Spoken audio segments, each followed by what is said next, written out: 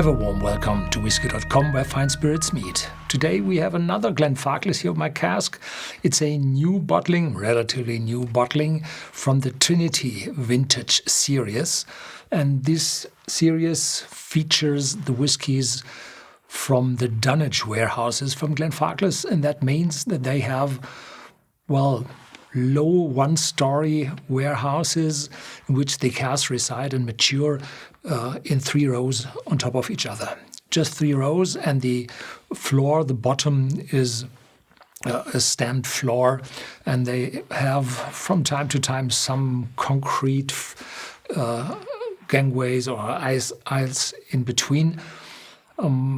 But most of the ground floor is natural, so that there is more humidity in the warehouse, and it's a little bit damper, so to say.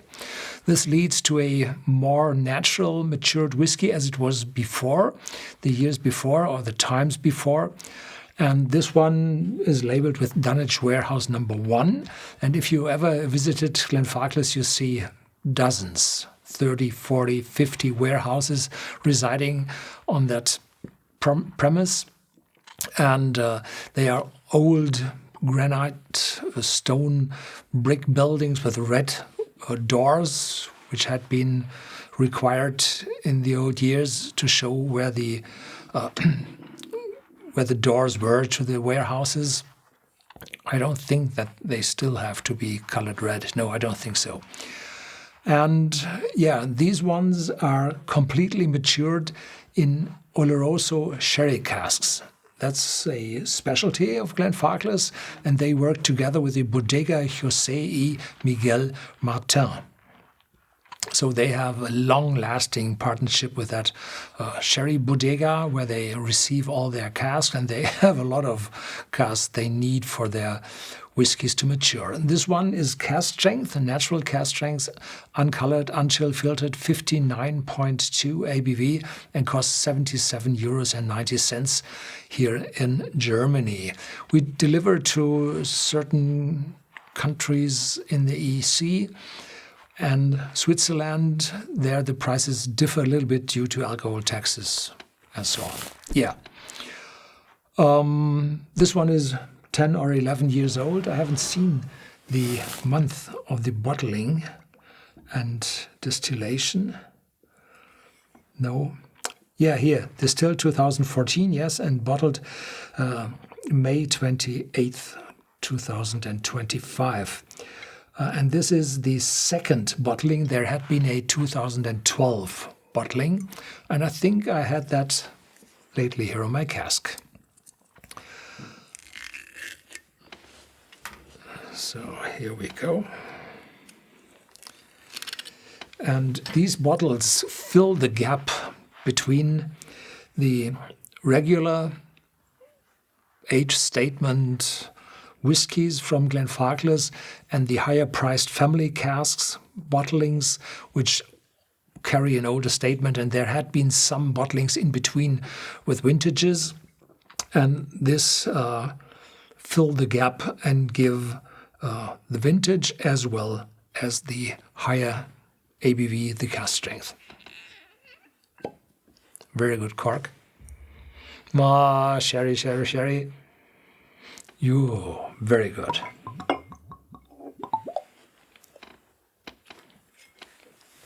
So here we go.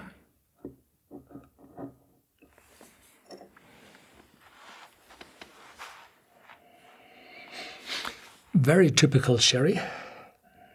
Lots of sherry, dark fruits. Not that sweet. It's more on the fruity side and a little bit of an oaky note. Some spiciness appearing, is 59.7, and there's a light cooling nose in it, or character in it, driven by the alcohol, I think. Nuttiness, as always, with sherry casks, with Oloroso sherry casks. Dark fruits. Yeah, have a little water. 59.2 is too much for me. So you have to add more water than you think, because down from close to 60 to 40, you have to add 50% of water. Yeah, very fruity, massive, blooming, very good. Sweeter in the nose.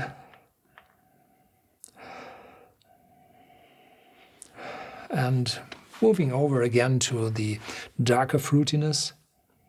Very good. The oakiness has gone in the nose now. Very fruity. Cheers.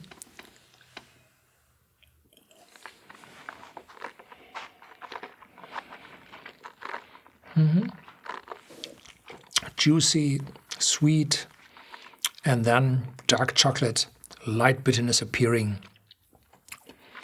oakiness on the tongue, long aftertaste. The dark chocolate, the very light bitterness staying on your tongue. Depth, massive.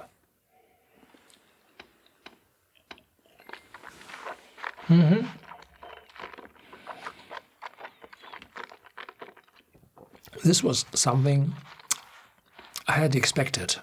This massive, long, deep, oaky aftertaste.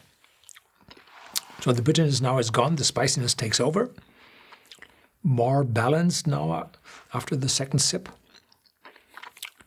Big in my in my mouth, still going on. Very long aftertaste.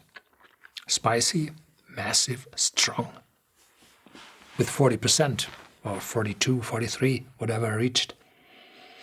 Yeah. So this is a